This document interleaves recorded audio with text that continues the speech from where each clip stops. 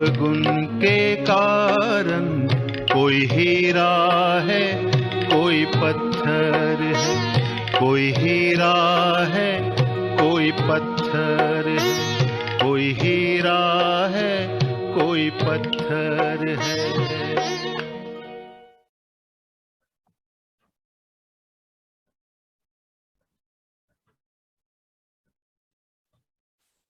Om Shanti and good evening. आप सभी बहने भाई जो हमारे साथ वेबसाइट और जूम से जुड़े हुए हैं, आप सभी का दिल से स्वागत है। हमारे हिंदी टॉक सीरीज का आज का विषय है क्रोध पर विजय, कॉन्करिंग एंगर। भाई बहनों, ये कहा जाता है कि जिस घर में क्रोध होता है उस घर में पानी के घड़े भी सूख जाते हैं। तो क्रोध आखिर होता क्यों है? क्रोध एक ऐसा विकार, ऐसा भूत है जो कभी भी आ सकता है, और यदि ये रिलेशनशिप में आए तो रिलेशनशिप को बिखेर सकता है। तो क्रोध आने का कारण, उसका निवारण क्या है? यदि सारे दिन में हमारे साथ सामने ऐसी सिचुएशन आ जाए जो हम पर कोई क्रोध करे या हमें क्रोध आए, तो ऐसी कौन सी टिप्स हैं जो हम यूज कर सकते हैं जिससे हम क्रोध पर विजय पाए? तो इस टॉपिक को और गहराई से जानने के लिए हम स्वागत करते हैं योगेश भाई का, जो हमारे साथ टर्की, इस्तांबुल टर्की से जुड़े हुए हैं। योगेश भाई, very welcome Hindi talk series में। Thank you ji. Om thank you. Shanti. Om Shanti. Thank you. मैं योगेश भाई का थोड़ा सा परिचय करा दूं। योगेश भाई पिछले 40 वर्षों से राज योगा का अभ्यास कर रहे हैं और वर्तमान समय ये इस्तांबुल से टर्की में ब्रह्मा कुमारी इसका जो सेंटर है वहां अपनी सेवाएं दे रहे हैं। योगेश भाई लंदन में पले बड़े हैं और पिछले 20 साल से वो एक पर्सनल डेवलपमेंट ट्रेनर और वर्कशॉप फैसिलिटेटर भी हैं, और इन्होंने कई सारे देशों में वर्कशॉप्स, सेमिनार और प्रेजेंटेशंस भी किए हुए हैं। योगेश भाई को हम जब भी ये लंदन आते हैं तो उनको काफी बार ग्लोबल हाउस जो हमारा मेन सेंटर है यहाँ पे मिलते हैं। तो योगेश भाई, आपका नाम जैसा है उस अनुसार ही आपकी पर्सनालिटी है, जैसे शांत और धीरज। तो हम आज आपसे ये जानना चाहेंगे कि हम क्रोध पर विजय कैसे पाएं। योगेश भाई, over to you. Om Shanti. Om Shanti. Thank you Rashmi बहन, और सबको hello, good evening, welcome from Istanbul. तो आज जो मैं कुछ शेयरिंग करूँगा, थोड़ी सी हिंदी और इंग्लिश मिक्स होएगी, तो होप दैट्स ओके। वैसे तो मोस्टली हम लोग इंग्लिश ही बोलते हैं। तो ये टॉपिक जो चूज किया है कि क्रोध के ऊपर कैसे जीत पाना, रियली ये बहुत ज़रूरी है इस टॉपिक को ठीक से समझना, और अपने लाइफ में कैसे इसको ख़त्म करें। गुस्सा, क्यों कोई गुस्सा होता है, उसका कारण क्या है, उसको ख़त्म करने के तरीके क्या हैं। तो पहले तो एक बात ये है कि जब भी किसी को गुस्सा आता है तो उस टाइम वो व्यक्ति होता है out of control. Light anger भी होता है और इंटेंस एंगर भी होता है, लेकिन कहा क्या है कि anger is a form of temporary insanity. मतलब कि जब कोई रियली गुस्सा होता है तो उस टाइम जैसे उसकी बुद्धि काम नहीं करती, वो जैसे पागल हो जाता है। और प्रैक्टिकल लाइफ में ऐसे सिचुएशंस हैं कि कोई अच्छे आपका दोस्त है, कुछ अच्छा संबंध है, या आपने होल लाइफ में किसी चीज को आपने कुछ अचीवमेंट की है, लेकिन एक मिनट क्रोध का सब कुछ खत्म कर सकता है। तो really anger is a form of insanity. और ये भी कहते हैं कि एंगर इज ब्लाइंड। तो उस समय बुद्धि की जो आंख होती है वो रियलिटी नहीं देख सकती। कि आत्मा में ये तो दो मेन शक्तियां है ना, एक तो है हमारा मन और दूसरा है बुद्धि।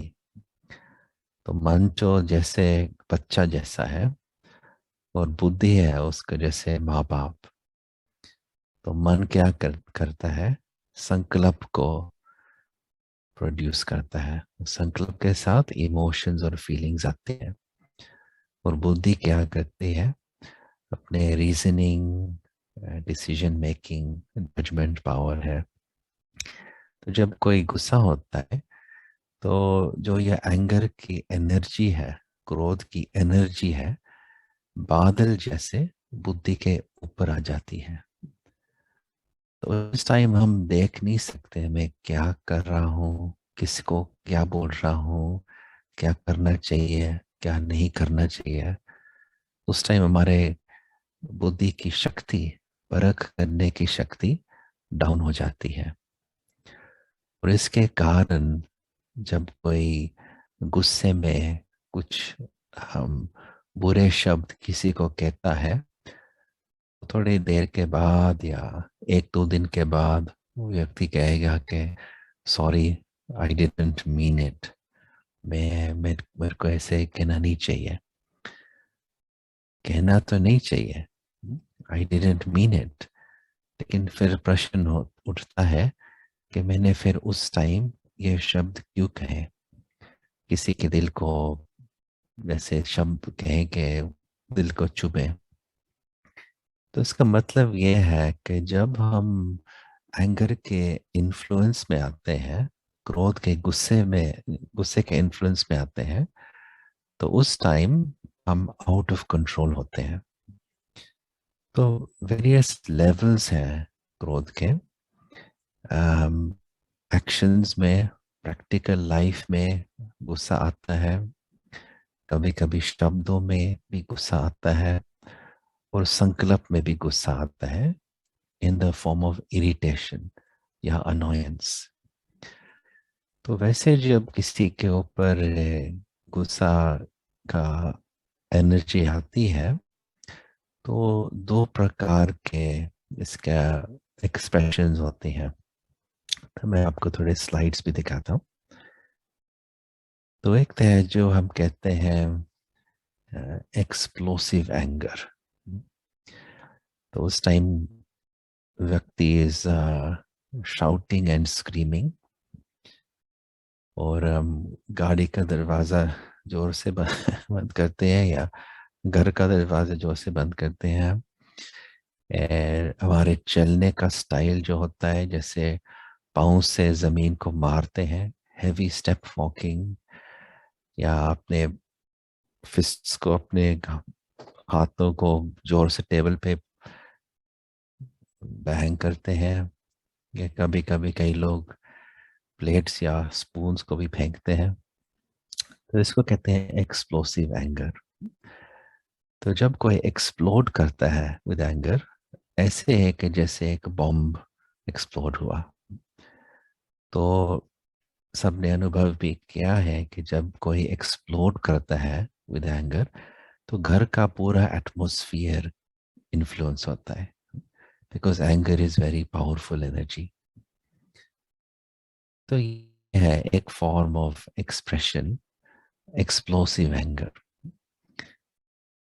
लेकिन एक फिर दूसरा भी इसका एक्सप्रेशन है, इसको हम कहेंगे इम्प्लोसिव एंगर।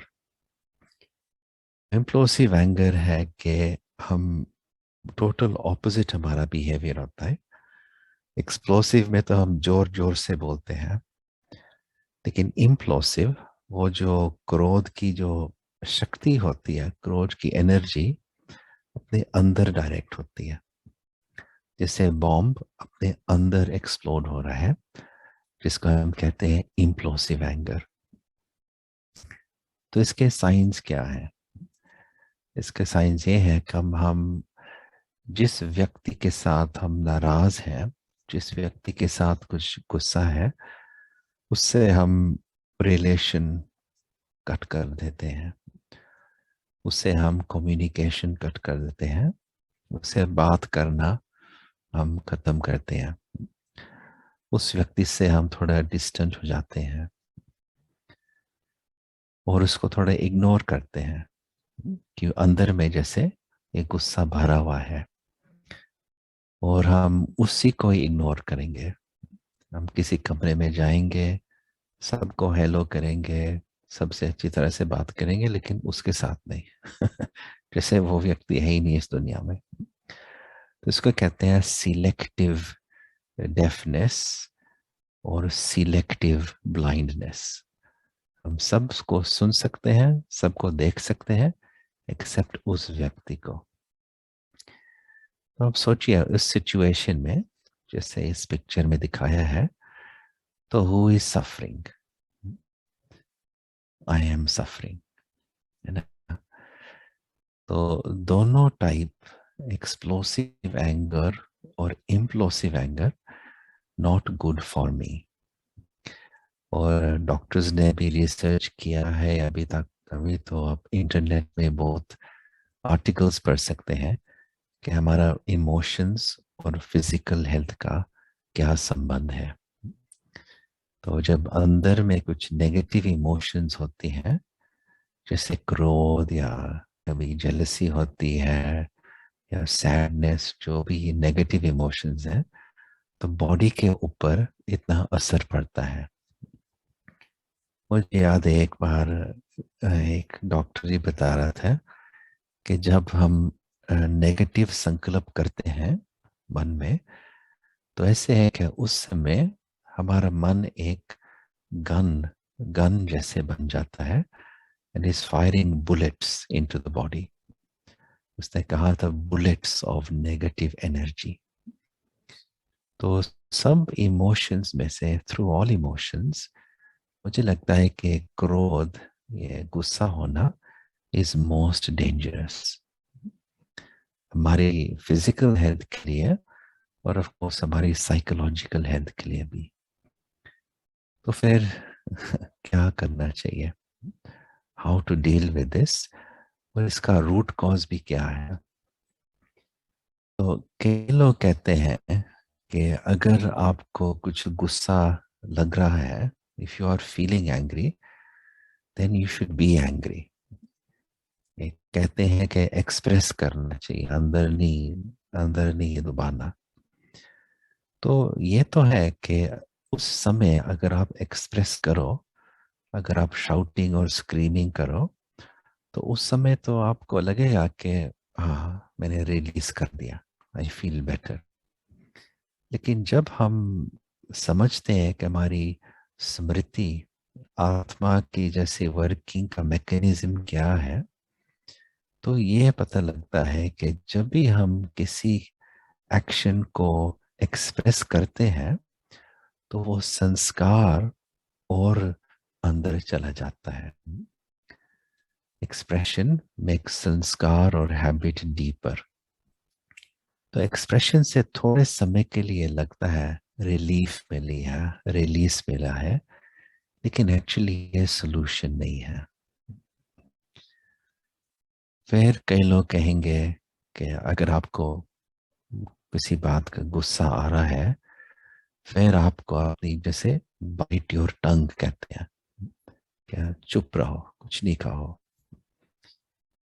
वो भी ठीक है थोड़े समय के लिए, लेकिन फिर क्या होता है कि अगर हम सप्रेस करें हमारी फीलिंग्स को, स्पेशली एंगर को, तो जैसे अंदर का टेम्परेचर बढ़ रहा है, थोड़े समय के लिए ठीक है, लेकिन टेम्परेचर बढ़ता है बढ़ता है बढ़ता है, वो फिर एक दिन है मेजर एक्सप्लोजन, एटॉमिक एक्सप्लोजन। तो ये देखा है कि जो लोग टू साइलेंट है, कभी भी नहीं कुछ नहीं कहते, कभी भी अपना ओपिनियन शेयर नहीं करते, कभी भी अपने फीलिंग शेयर नहीं करते, इसका मतलब ये नहीं है कि अंदर में वो लोग शांत हैं, लेकिन समथिंग इज ब्रूइंग इनसाइड, है ना, और एक दिन वो जैसे एक्सप्लोड हो जाते हैं। तो वो वैसे expression is not a solution, और सप्रेशन भी डेफिनेटली सोल्यूशन नहीं है। तो फिर सोल्यूशन क्या है इसका? तो हमारा अनुभव ये है, और यही हम सीखते हैं इस राजयोग में, सोल्यूशन है सब्लिमेशन। इंग्लिश में कहते हैं सब्लिमेशन। तो सब्लिमेशन क्या होता है कि मानो आपके पास पानी है, water, normal water, drinking water, अगर आप उसको बॉईल करो तो वो क्या हो जाएगा, वो स्टीम बन जाएगा। लेकिन वो सेम चीज है, स्टीम और पानी और आइस एक ही चीज है, लेकिन उसके अलग अलग रूप हैं। तो भी ये जो क्रोध की जो एनर्जी है, इसको हम बदल सकते हैं। तो इंस्टेड ऑफ क्रोध, वो उसका पॉजिटिव डायरेक्शन में हम ले जा सकते हैं। तो इसके लिए हमको क्या करना चाहिए? इसके लिए शॉर्ट टर्म मेथड्स भी हैं, और फिर है इसका long term solution, long term method. और हमको इन दोनों मेथड्स को यूज करना चाहिए अपनी लाइफ में। तो फिर शॉर्ट टर्म मेथड्स क्या है? तो एक तो ये है जिसको हम कहते हैं पोस्टपोनमेंट। मतलब कि उसको थोड़ा पोस्टपोन करना, थोड़ी देर के बाद करना।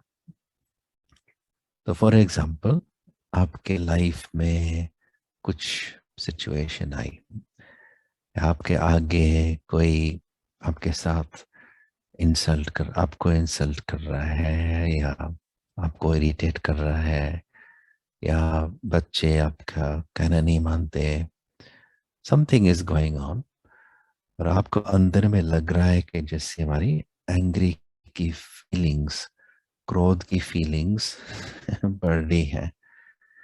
तो उस टाइम मन चाहता है कि मैं जोर से उसको बोलूं, शाउटिंग करूं, एंगर से उसको कुछ कहूं।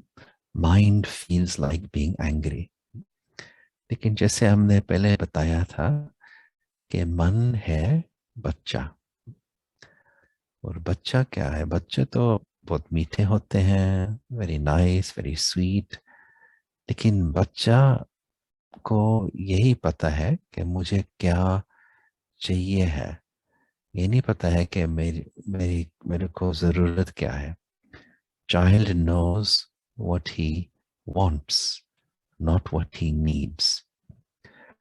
और बच्चा है जिसमें कुछ पेशेंस नहीं है। अगर बच्चे को कुछ चीज चाहिए तो अभी ही चाहिए, आई वांट इट नाउ। तो उस टाइम हमको बच्चे को कंट्रोल करना है, बुद्धि को यूज करना है उस टाइम। तो पोस्टपोन मतलब कि आप मन से बातें करना कि अच्छा ठीक है, ये हम गुस्से होंगे, इस व्यक्ति ने जो मेरे को इंसल्ट किया है वो ठीक नहीं था, तो लेट्स बी एंग्री माइंड। हम एंग्री होंगे, शाउटिंग करेंगे, लेकिन 1 मिनट के बाद करेंगे। ठीक है? ठीक है, तो 1 मिनट हो गया। फिर 1 मिनट के बाद फिर मन को कहना, अच्छा अभी हम इन 30 सेकेंड्स लेटर, आधा मिनट और उसको थोड़ा डिले करना। ठीक है? आधा आधा आधा मिनट के बाद, फिर आधे मिनट के बाद फिर मन को कहना, ओके मन, अभी हम एंग्री होते हैं, लेट्स शाउट, लेकिन 15 seconds more please. Every time हम उसको पोस्टपोन करेंगे, यानी उसको डिले करेंगे, तो इसका रिजल्ट ये है कि जो क्रोध की जो एनर्जी है वो जैसे डाउन हो जाएगी, कम हो जाएगी। Intensity of emotion will reduce. और जब वो कम हो जाएगी, फिर आपको वे चांस होगा अपना सेल्फ कंट्रोल वापस लेने का। तो बच्चों को ऐसे करते हैं ना, अगर कोई बच्चा कुछ जिद कर रहा है या मिसबिहेव कर रहा है, तो बच्चों को हमको समझना है उसकी साइकोलॉजी कैसी है, how to talk to him, how to talk to her. अगर हम मन को कहें गुस्सा नहीं होना, नो, तो फिर क्या है मन, ये शब्द है ना नो, उसके साथ उसको अच्छी तरह से मानता नहीं है। The mind does not like the word no. इसलिए आप मन को कहना है, okay, let's be angry after a while, postpone, delay. तो जैसे हमारी जो बुरी हैबिट्स हैं, नेगेटिव हैबिट्स हैं, वो कैसे बने हैं, जैसे गुस्से होने की हैबिट कैसे बनी है, because of repeated behaviour. Same way हम ये पॉजिटिव हैबिट्स अपने अंदर डाल सकते हैं बाय प्रैक्टिस। तो एक तो ये मेथड हो सकता है, पोस्टपोन या डिले एंगर। फिर दूसरा हो सकता है, हम कहते हैं उसको डिफ्यूज। तो मानो कि कहीं एक बॉम्ब है, तो पुलिस आती है ना, जो उसके वायर्स को कट करती है, defuse the bomb before it goes off. तो हम ये मेथड यूज कर सकते हैं कि अगर आपको लग रहा है आप में गुस्सा आ रहा है किसी कारण से भी, तो जैसे अपने लिए एक शब्द या एक स्लोगन या एक छोटा सा सेंटेंस आप अपने लिए ढूंढो, जो भी आपको दिल को लगता है, और उसी समय उस सेंटेंस या स्लोगन को आपके आपके आगे लाओ, to change the direction of thoughts, आपके संकल्प की डायरेक्शन को चेंज करना। फॉर एग्जाम्पल, अगर कोई व्यक्ति कुछ कहता है और आपको अच्छा नहीं लगता, आपको अंदर से लग रहा है मुझे मेरी इंसल्ट कर रहा है, वह मुझे ठीक से नहीं बात कर रहा, तो मन को रिएक्ट करना है, लेकिन बुद्धि से अपने आप को ये समझाना है कि यह जो कह रहा है वो इसकी कहने की जो स्टाइल है, इसके जो एटीट्यूड है, उसकी चॉइस है, लेकिन मेरी फीलिंग्स जो है, that's my choice. The way he speaks, his choice. The way I feel, my choice. तो क्या होता है कि जब हम उस व्यक्ति के ऊपर एक्स्ट्रा ध्यान देते हैं, ऐसे नहीं कहना चाहिए, देखो उसका चेहरा कैसा था, उसका टोन कैसा था, अगर हम ये सोचते हैं तो डेफिनेटली हमारे नेगेटिव इमोशंस आएंगे। लेकिन अगर हम अपने ऊपर ध्यान दें कि मेरी मन की शांति, मेरी मन की खुशी, माय पर्सनल प्रॉपर्टी, जो भी होए, मैं अपने मन की खुशी और मन की शांति को I am not going to let it go. तो लेट मी मतलब be consumed by how I wish to feel. तो ये सेंटेंस कैन हेल्प उस टाइम अपने को याद दिलाना कि my state of mind, my possession. दूसरा एग्जाम्पल हो सकता है एज ए स्लोगन, कुछ बात हुई, आपका गुस्सा आ रहा है, उस टाइम आप अपने आप को याद कराओ कि ये तो छोटी बात है, दुनिया में इतनी बड़ी बड़ी डिजास्टर हो रहे हैं, स्पेशली आजकल आप देखोगे न्यूज़ में क्या क्या हो रहा है दुनिया में, इतनी सफरिंग है, इतना दुख है लोगों में। और उस टाइम अपने आप को याद दिलाओ कि ये जो बात है, दिस इज नथिंग, उसने ये कहा, ये हुआ, नहीं होना चाहिए, कुछ नहीं है, it's nothing, it is a miniscule thing. English में कहेंगे, there are many worse things in the world today. तो इस टाइम इस शब्दों से अपने मन की जो संकल्प है उसको दूसरे डायरेक्शन में हम ले जाते हैं। And that can help to change हमारी इमोशंस, हमारी फीलिंग्स। ऐसे लगता है कि हर एक के जीवन में एटलीस्ट एक व्यक्ति होगा जो बहुत होशियार है आपके बटन को पुश करने में। कहते हैं ना कि ही और she is very good at pushing my buttons. तो आपके लाइफ में ऐसे एक व्यक्ति है जो है जैसे एक्सपर्ट आपके बटन को पुश करना। यूजुअली कोई फैमिली मेंबर होता है, कभी कभी बॉस भी हो सकता है, या सम रिलेटिव। लगता है कि जैसे ही से आपका प्रोफेशनल और पर्सनल बटन पुशर। वो कुछ कहेगा या कहेगी, या उनका चेहरा ऐसा होता है, या टोन ऑफ वॉइस ऐसी होती है कि आप इरिटेट हो जाते हैं। तो फिर हमको क्या करना चाहिए? How to stop someone from pushing your button and you becoming angry. वैसे तो क्या होता है मोस्ट सिचुएशंस में कि जब कोई हमारा बटन को पुश करता है तो हम फिर देखते हैं इसका बटन कहाँ है, उसको ढूंढ के भी प्रेस बैक। तो फिर वो हमारा बटन पुश करता है, हम उसका button push push push push. तो जैसे बटन पुशिंग कॉन्टेस्ट हो जाती है। End of course this is madness. तो कैसे चेंज करें कि कोई हमको इरिटेट नहीं करे?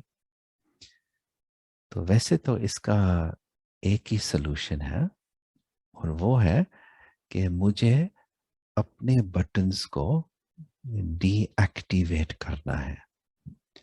अपने बटन्स को जैसे स्टॉप करना है। मानो कि अगर आप कहीं बिल्डिंग में जा रहे हो, उस बिल्डिंग में लिफ्ट है, आप लिफ्ट के अंदर जाओ, बटन पुश करो और कुछ नहीं होता। आप 2 बार पुश करेंगे, 3 बार, 4 बार, सोचोगे ये क्या है, बटन काम ही नहीं करता। शायद आप ऑल बटन्स को पुश करेंगे, what's wrong with this lift. लेकिन फिर लिफ्ट आपको एक मैसेज दे रही है, और वो मैसेज है कि we are not going anywhere. ये लिफ्ट कहीं नहीं जाने वाली। तो आपको जब ये मैसेज पहुंचता है तो आप लिफ्ट से बाहर आते हो, और फिर आप स्टेप से चलते हो, you take the staircase. Same way, अगर हम अपने सेल्फ कंट्रोल के ऊपर थोड़ा ध्यान दें, अगर हम हमारे इमोशनल मैनेजमेंट के ऊपर थोड़ा ध्यान दें, तो फिर क्या होगा कि नेक्स्ट टाइम वो व्यक्ति बटन पुश करेगा, लेकिन देयर इज नो रिएक्शन। क्यों? हमने सीख लिया कैसे अपने मन की शांति को संभालना, कैसे अपनी पर्सनल खुशी को संभालना। तो जितना भी पुश करेगा, आप में से कुछ रिएक्शन आता ही नहीं है, और फिर उसको जैसे एक मैसेज मिलता है, जिसको हम कहते हैं नॉन वर्बल मैसेज। उसको शब्द ऐसे नहीं बोलना, लेकिन नॉन वर्बल मैसेज है कि आप मेरे को गुस्सा नहीं कर सकते एनी मोर, आप मेरे को अपसेट नहीं कर सकते। Non verbal message. तो फिर वो अपनी ऑटोमेटिकली अपनी बिहेवियर वो चेंज कर लेगा, because he knows he cannot control you anymore with his actions, with his words, या with his tone of voice. तो एक ही यही है तरीका दूसरों की बिहेवियर को बदलने के लिए, कि हमको अपना स्वामान बढ़ाना है। It's not a matter of that person, लेकिन अपना स्वामान, अपने आप को याद दिलाना कि my thoughts, my feelings is my choice, my responsibility. तो अभी आता है कि इसका भी लॉन्ग टर्म मेथड क्या है क्रोध के ऊपर जीत पाने के लिए। और ये भी हम पूछ सकते हैं कि वैसे व्यक्ति गुस्सा होता क्यों है? Why a person becomes angry? तो यूजुअली लोग कहेंगे कि आई गेट एंग्री व्हेन मुझे कुछ किसी बात को अच्छा नहीं लगता, या कोई व्यक्ति झूठ बोलता है, या कोई डिसरिस्पेक्ट करता है, या न्यूज़ में मैं ये देखता हूँ पॉलिटिशियन ऐसे है, ये सिचुएशन ऐसी है, मुझे गुस्सा आता है। लेकिन फिर भी हमको अंदर से देखना है कि what is the relationship between वो सिचुएशंस और हमारा क्रोध। दुनिया में तो बहुत लोग हैं जो झूठ कहते हैं, जो डिसरिस्पेक्ट करते हैं, जो लेजी हैं, जो मतलब उनकी पर्सनालिटी अपनी है, लेकिन स्टिल मेरे अंदर से गुस्सा क्यों आता है? दूसरा इमोशन क्यों नहीं आता उस टाइम? क्यों नहीं अंदर से डर आती है, या ग्रीड, या जेलसी, या पीस, या जॉय? गुस्सा क्यों आता है? कि मतलब what is root cause of anger? तो अगर हम इस थोड़े डीप में जाएंगे तो वी विल सी के गुस्सा का जो असली कारण है वो है desire to control. That's the problem. हमारे मन में हमने किसी व्यक्ति को कंट्रोल करना है। I don't like how he is speaking, तो अंदर से I am trying to control how he is speaking. I don't like X Y Z, अंदर से I am trying to control. तो अगर हम कंट्रोल नहीं करें तो इसका मतलब है क्या हम जैसे पैसिव हो जाए, डू नथिंग? बच्चे शोर कर रहे हैं, या हमारे जॉब में वर्कर्स लेट आ रहे हैं, तो हमको क्या why should do nothing, passive? नहीं, ये भी नहीं। लेकिन हमको देखना है what you can control and what you can not control. तो इसके लिए कि ये नेक्स्ट मॉडल है, होप यू कैन सी, इसको कहते हैं कंट्रोल कंटिन्यूम।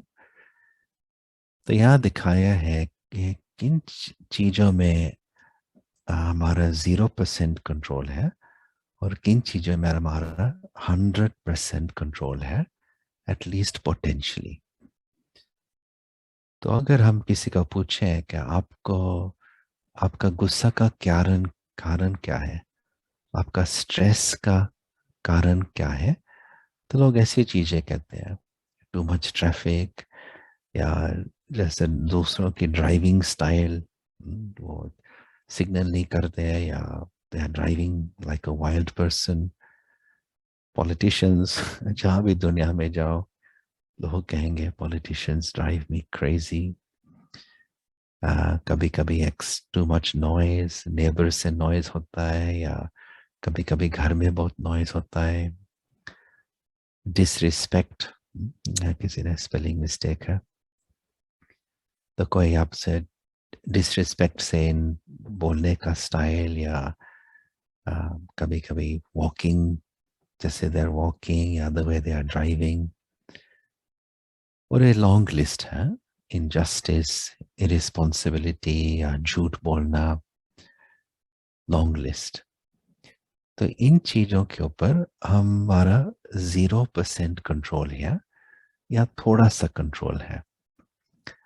अगर हम अभी दूसरे साइड को जाएं, 100% कंट्रोल कहाँ है, किन चीज़ों पे?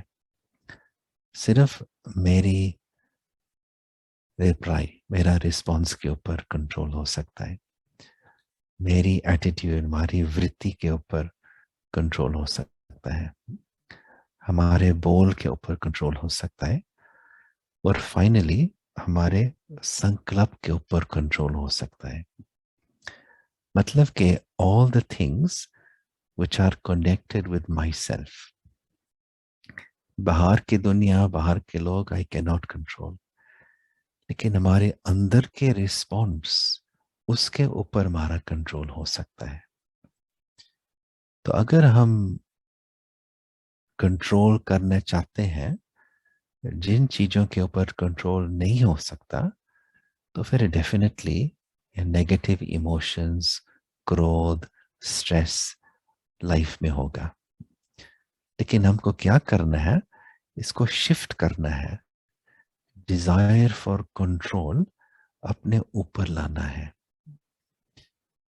और फिर हम देखेंगे कि क्वाइट क्विकली हमारी लाइफ में एंगर, क्रोध खत्म हो जाएगी। It will become less and less. Time तो लगता है पूरा जीत पाने के लिए, लेकिन जहां हमारी मन की अटेंशन जाती है, वहां ही जैसे हम उसको एनर्जी देते हैं। तो अगर मैं सोच रहा हूँ किसी के नेगेटिव हैबिट्स के ऊपर, तो फिर नेचुरली वो हमारे मन को खाएंगे। लेकिन अगर मैं ध्यान दे रहा हूँ अपने संकल्प के ऊपर, how I want to respond, how I wish to reply, तो फिर देखना कि कैसे हमारी फीलिंग्स भी शांत हो जाती हैं। और फिर इसके साथ कनेक्शन है कि यह वैसे इंग्लिश में है एक फॉर्मूला, तो E+R=O। तो O माना आउटकम। तो हमारी लाइफ में जैसे दो प्रकार के आउटकम्स होते हैं। एक तो है जिससे हम खुश हैं, there is no problem, we are happy with the situation. तो उन आउटकम्स के लिए हमको कुछ करना नहीं है, वी आर हैप्पी। लेकिन अलग आउटकम्स होते हैं विच आई एम नॉट हैप्पी। तो मानो कि हमारी जॉब में कुछ सिचुएशन है, उसमें मैं खुश नहीं हूँ, या हमारी लाइफ में कुछ संबंध है किसी के साथ, कोई रिलेटिव मेंबर के साथ, फैमिली मेंबर, मैं खुश नहीं हूँ। तो प्रश्न ये है, जिन आउटकम्स के साथ मैं खुश नहीं हूँ, am I trying to control event, या I am trying to control my response.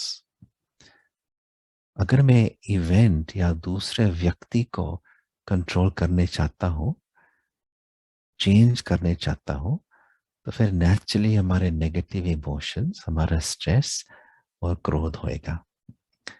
लेकिन अगर हम शिफ्ट करें, अपने रिस्पॉन्स के ऊपर ध्यान देना, फिर देखना कि जैसे हमारे रिएक्शंस, हमारे एंगर, स्ट्रेस कम होता जाता है।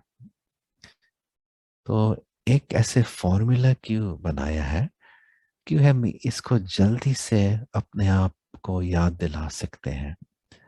तो नेक्स्ट टाइम कोई व्यक्ति होए जिसके आगे आपको कुछ गुस्सा आ रहा है, अपने आप को जल्दी से याद दिलाना, E+R=O।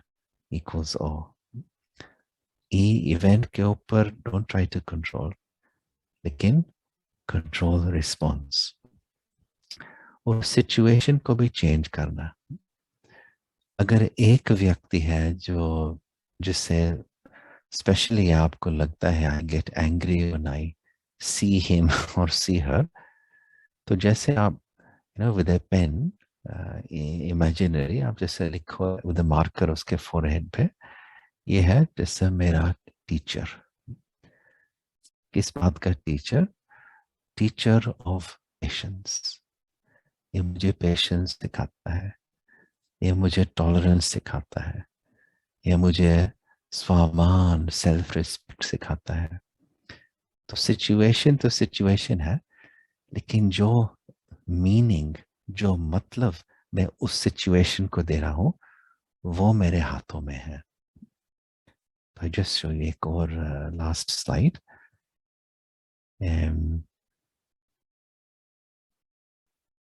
या हमारे इमोशंस कहाँ से आते हैं, हमारा एंगर कहाँ से, उसका फॉर्मूला क्या है? तो एक तो है ये नंबर 2, नंबर 3 इवेंट। कुछ इवेंट हमारे आगे हुआ, वह घर में हो सकता है, जॉब में हो सकता है, सड़क में हो सकता है या टीवी न्यूज़ में हो सकता है। दुनिया में events are going on all the time and we have little control over events. लेकिन हम क्या करते हैं, उस इवेंट्स को हम अपने मन से मीनिंग देते हैं, उसको कुछ ना कुछ मतलब देते हैं, और ये बहुत जल्दी होता है। मन उस इवेंट को तुरंत इन ए सेकंड उसको मीनिंग देता है। इतना जल्दी होता है कि हमको पता ही नहीं है मैंने उस इवेंट को कुछ मतलब दिया है, और फिर उसका ऑटोमेटिकली फिर एक इमोशन निकल आता है। और आज हम एंगर की बात कर रहे हैं, तो मीनिंग टू इवेंट बहुत जल्दी होता है और मीनिंग टू फिर इमोशन इमीडिएटली होता है।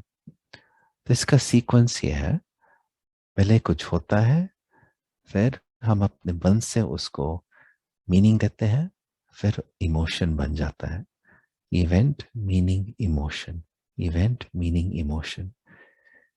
लेकिन because this is a very fast process, हमको क्या लगता है कि जो इवेंट हुआ है उसने हमारी इमोशंस को बनाया है।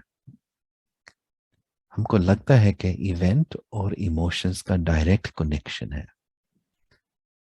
तो कहते हैं ना लोग कि मैं इतना गुस्सा था जब आपने ऐसे बात की, मेरे को इतना गुस्सा आया जब उसने ऐसे ऐसे किया।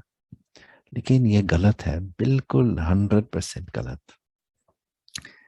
मेरा गुस्सा उसका कारण नहीं है कि उसने मुझे ऐसे कहा, उसका कारण है मैं उस जो उसने कहा है उसको जो मीनिंग दे रहा हूँ, जो मतलब दे रहा हूँ, वो है मेरे गुस्सा का कारण। तो this is good news for us. इसका मतलब है कि अगर हम मीनिंग के ऊपर ध्यान दें, if we upgrade the meaning, if we change the meaning, तो फिर नेचुरली हमारे इमोशंस बदल जाएंगे। तो इसका एक एग्जांपल जो हमने दिया था कि हम देखें कि जो सिचुएशंस या जो व्यक्तियां आपको डिफिकल्ट लगते हैं, see that person as your teacher, personal teacher for spiritual growth. और फिर आपको लगेगा कि हाँ, इस व्यक्ति जो मुझे क्रिटिसाइज करता है या जो मुझे नेगेटिवली बोलता है, मैंने इतना सीखा है कि how to keep my mind stable because of that person. मैंने सीखा है कि अपनी हैप्पीनेस को कैसे अपने हाथों में रखना, अपने मन की शांति अपने हाथों में रखना। तो फाइनली कहते हैं ना कि जैसी आपकी दृष्टि वैसी आपकी सृष्टि। अंदर दृष्टि बदले, वृत्ति बदले, स्मृति बदले, तो हमारे इमोशंस और फीलिंग्स नेचुरली बदलेंगे। ओके, शांति, thank you Rashmi ji. Thank you Yogesh भाई, इतने प्यार से आपने समझाया, इतने डिटेल्स में फॉर्मूलाज, पिक्चर्स और एग्जांपल के साथ आपने इतनी सारी टिप्स बताए हमें कि हम रोज अपने लिए क्या कर सकते हैं, क्या तैयारी कर सकते हैं कि कोई सिचुएशन आए तो हम ऑलरेडी प्रिपेयर हो जाएं। आपने जैसे बताया शॉर्ट टर्म और लॉन्ग टर्म मेथड्स, वो काफ़ी डिटेल में आपने समझाया, काफ़ी अच्छा था जो हम यूज़ कर सकते हैं। और आपने समझाया मन बच्चा है, उससे हम बातें कैसे कर सकते हैं और उसे समझा कैसे सकते हैं। आपने ये भी बताया कि हम इवेंट्स और सिचुएशंस को चेंज नहीं कर सकते हैं, लेकिन अपने रिस्पॉन्स को चेंज कर सकते हैं। So thank you so much Yogesh भाई, इतना प्यार से डिटेल में धीरता से समझाने के लिए। ऐसा लगता है कि हम आपको सुनते ही रहे, पर समय की सीमा है, तो हम आपसे रिक्वेस्ट करेंगे कि आप अभी हमें थोड़ा मेडिटेशन कराएं। ओम शांति। ओके, ओम शांति। तो मेडिटेशन, अगर आप कुर्सी पे बैठे हैं तो try to have the back straight और पाँव नीचे, फीट फ्लैट फ्लोर। तो मैं थोड़ा सा म्यूजिक भी बजाऊंगा और लिटिल बिट एक इमेज भी दिखाऊंगा। तो जस्ट 1 सेकेंड।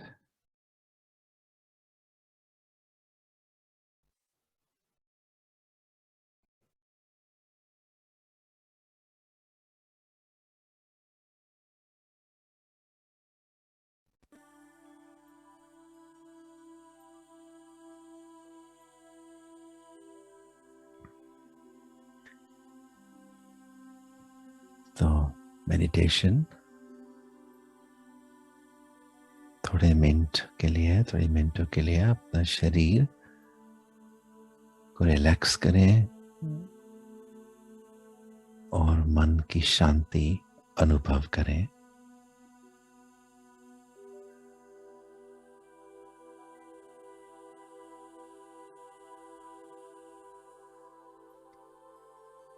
तो पहले अपने आप को एक प्रश्न, एक क्वेश्चन पूछें। और क्वेश्चन है, हु एम आई? मैं कौन हूँ? मेरी लाइफ में इतने रिस्पॉन्सिबिलिटीज होती हैं, इतने रोल्स डेली लाइफ में होती हैं, लेकिन इन रोल्स और रिस्पॉन्सिबिलिटीज के पीछे मैं कौन हूँ?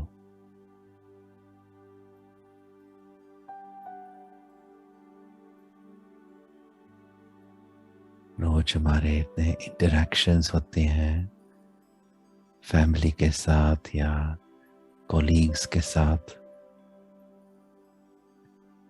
लाइफ में हर एक अपना कुछ ना कुछ मास्क पहनता है, लेकिन उस मास्क के पीछे मैं कौन हूँ?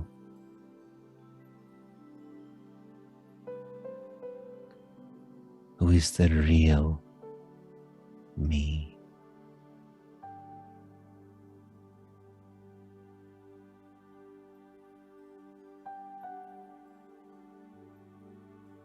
जब हम शीशा में देखते हैं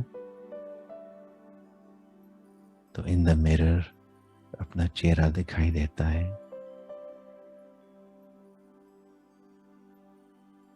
लेकिन ये भी पता है कि इससे और भी कुछ और हूँ। There is something more to me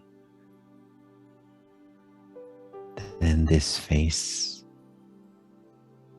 and this body.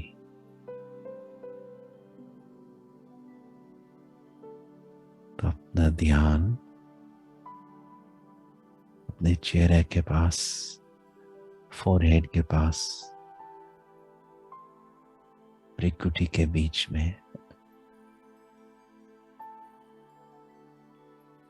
एक शाइनिंग स्टार, चमकता हुआ सितारा।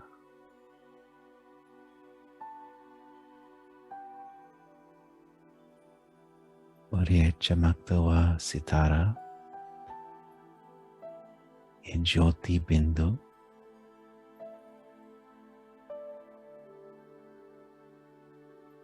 भ्रिकुटी के बीच में, this is me.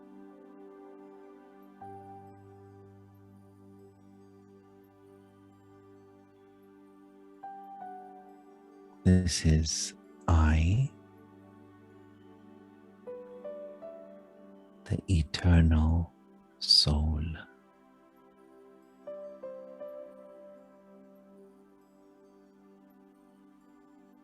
ये है हमारा असली रूप। मैं आत्मा ज्योति बिंदु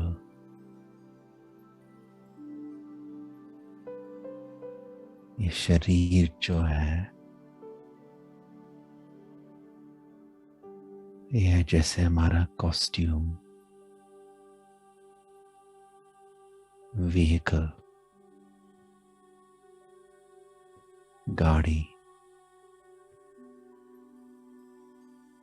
एक दिन तो शरीर खत्म हो जाता है, लेकिन मैं आत्मा अमूल्य,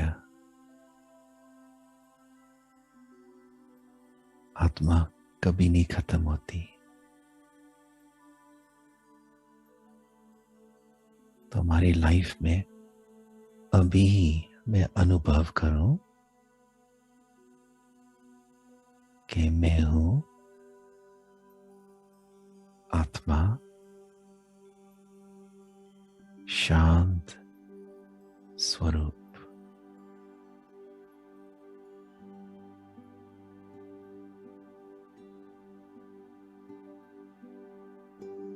मैं आत्मा, आत्मा के असली नेचर शांति, साइलेंस,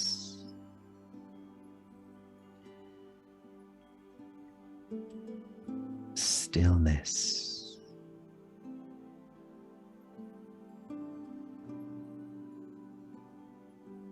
peace,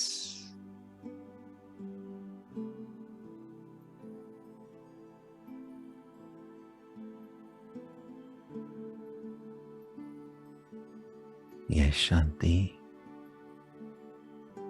हमेशा आत्मा के अंदर होती है। ये तो मेरी नेचर है।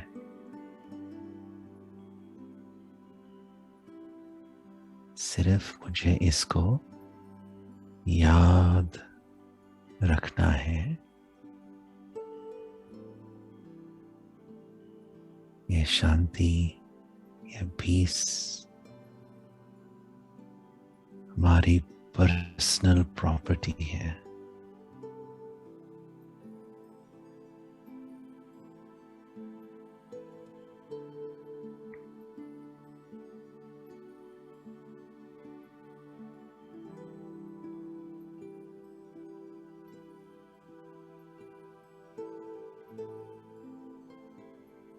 जब मैं इसको याद करूं तो हमारी लाइफ में शांति आ जाती है, हमारे संबंधों में।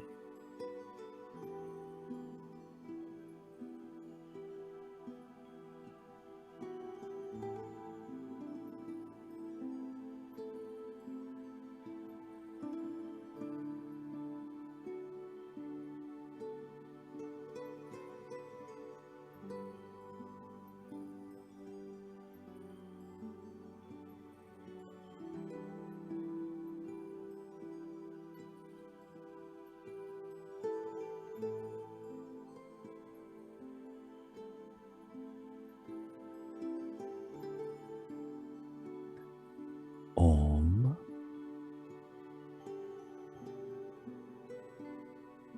शांति।